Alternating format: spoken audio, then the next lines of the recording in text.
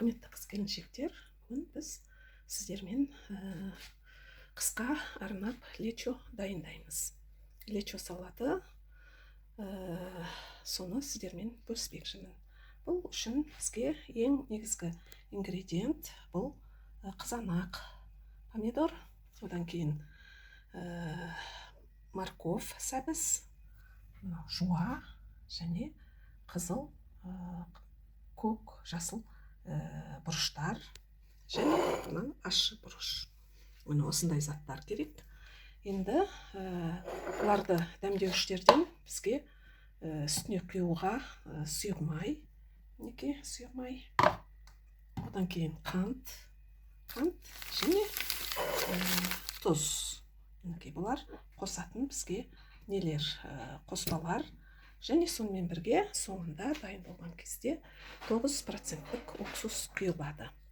Алдымен помидорларды жуып аламыз. Одан кейін сәбізді аршып, тазалап жуамыз. Жуаны да солай дайындаймыз. Ал бұрышты біз дәнінен және түбінен ажыратып, тазартып аламыз. Мына жерде біз уже бұрышты тазартып, дәнінен және плодоножка дейді ғой, түбінен біз уже бұлай дайындап қойдық. Помидорларды да жуып, түбін кесіп, дайындап тазартып қойдық.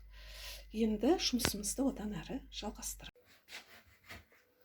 Енді мынау жаңа туралған помидорды біз термомикс арқылы жаңағы тартып аламыз. Болмаса, жаңағындай ет тартқыштан да тартқызуға болады.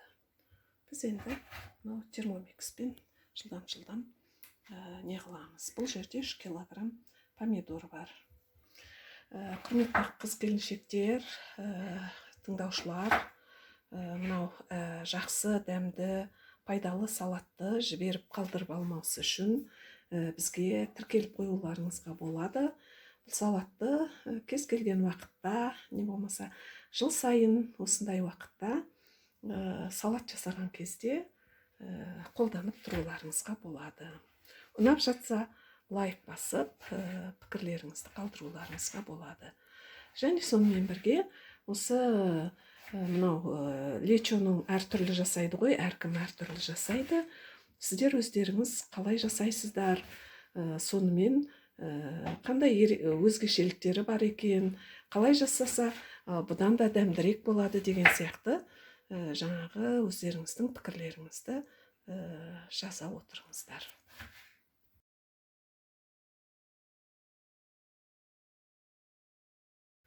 Ал енді мынау помидорды алдымен термомикске өзінің белгілері болады. Ішінде мынадай жаңағы сызықтары, сол сызықтардан асып кетпеу керек. Ең жоғары сызығына дейін біз салып, осы помидорларды қазір тураймыз.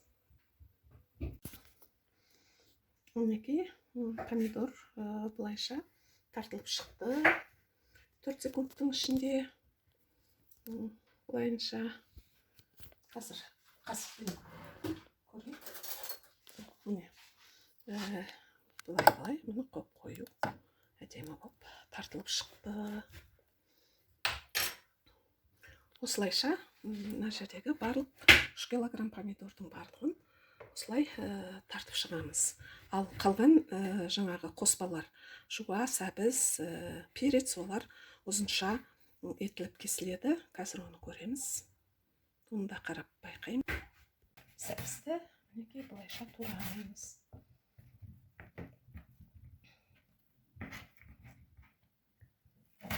Қиғаштап турап алып, ортасынан бір бөліп отырамыз. Бұл жаңағы қасыққа ілігуге, вилкаға, шанышқаға әдемі ілінеді.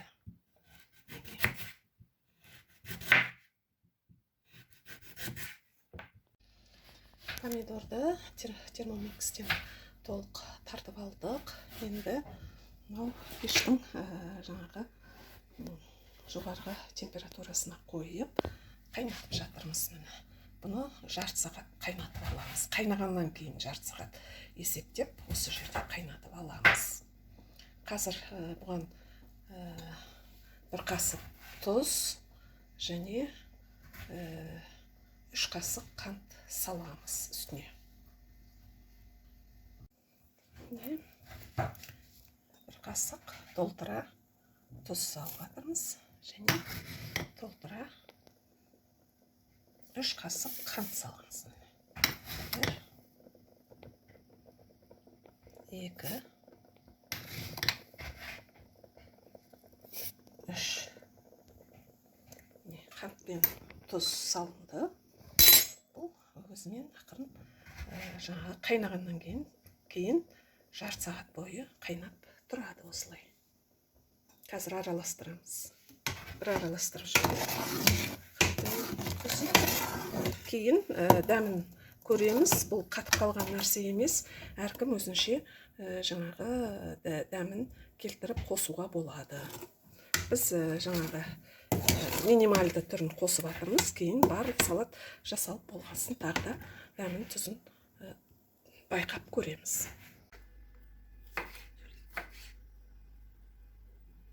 Қызыл бұрышты, жалпы бұрышты мынадай ұзынша етіп кесіп жатырмыз. Астында көгі де бар. Осылай кесіп жатырмыз.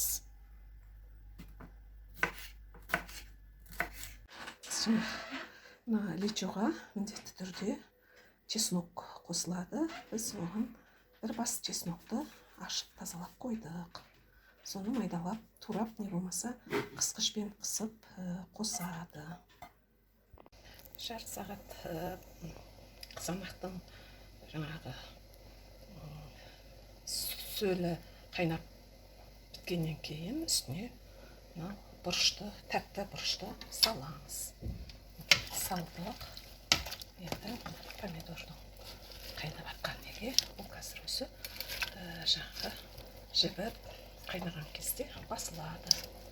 Бұл перецті мұны да бір қайнағаннан кейін 15-20 минут болған кезде біз бұның үстіне морковты қосамыз. Біртіндеп қосуымыз керек. Өйтпеген жағдайда барлығы бірден ауыр болып кетеді. Бірінші жаңағы осы перецті қайнатып аламыз. Одан кейін барып нені саламыз. Сәбізді саламыз. Дайын тұрған, туралған. Морковты да салдық үстіне. Жаңағы сәбізді салдық. Бұрыш әбден қайнап 15 минуттай қайнаған кезде уже морковты салдық. Морковта қайнап жатыр. Помидордың соқ көтерілді. Аналар басылғасын. Жуамыз дайын тұр. Енді жуамызды да осы үстінен саламыз қазір.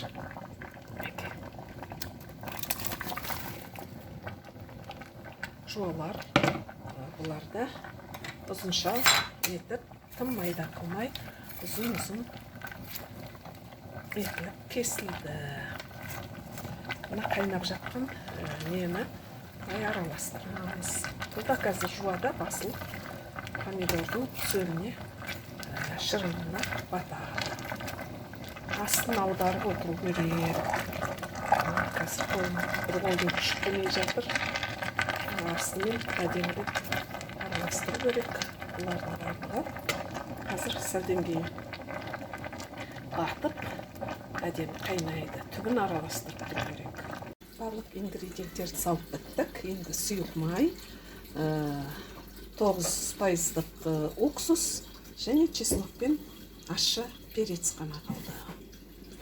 Ащы бұрыш қана қалды. Бұларды дайын болуға таянған кезде бір 10 минут бұрын ғана араластырамыз. Мұнша бірнеше банкілерді мына духовканың ішіне тап-таза қылып жуып 100 градус ыстықта стерилизовать етіп алдық.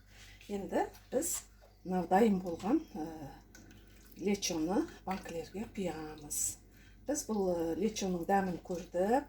Кішкене тұз, кішкене қантын салдық. Ең соңынан 9% уксустан құйдық. Мінекей дәмі бәрі жақсы. Енді банкіге құямыз. Аз құйайық, сыртына толып кетпес үшін.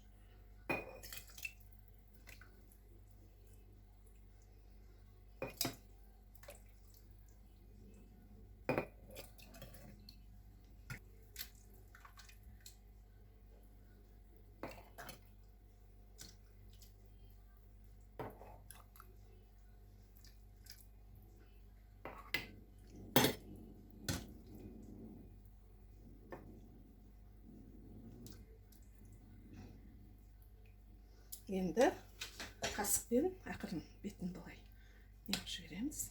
Жетемін да көп болып кетті ау деймін.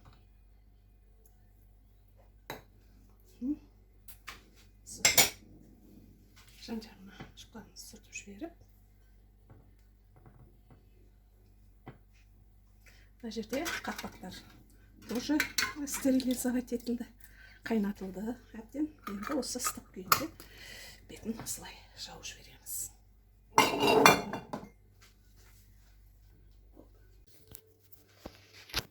Банкілерге салып біттік, төңкеріп қойдық банкілерді. Бізде 3 литрлік банкіден 3, және сонымен бірге 5-750 грамдық банкі шықты. Мінекей төңкеріп қойдық ауыздарына. Мынандай өзі жабылатын дайын банкімен мынадай көрініс беріп жатыр.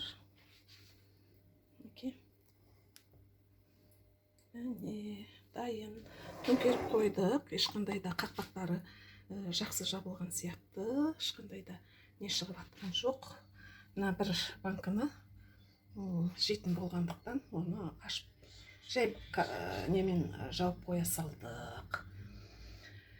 Мінекей, бұған жаңа мен ұмытып кеттім. Бұған 1/2 литр май құйдық.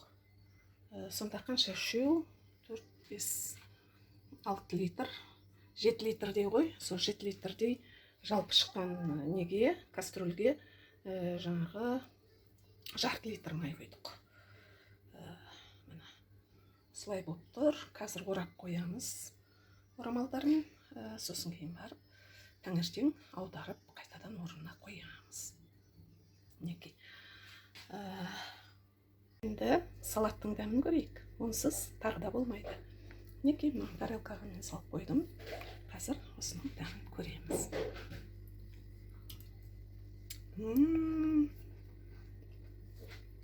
Керемет дәмі. Дәмі өте керемет енді. Міндетті түрде жасаңыздар. Міндетті түрде осындай салатты дайындасаңыздар. Қыс түспей тұрып салаттарыңыздың бітіп қалатынына сенімдімін. Өте дәмді енді. Барлықтарыңызға табыс тілеймін. Өз салаттарыңыздың қандай болып шыққандығын астында бөлісе отырыңыздар, жазба қалдырып. Және сонымен бірге мен астына қазір нені жіберемін, салаттың құрамын, рецептін жіберемін. Бірде-бір бүкпесіз 100% шындықты көрсетіп жазамын. Сондықтан міндетті түрде жасап осындай салатты жеңіздер отбасыларыңызбен.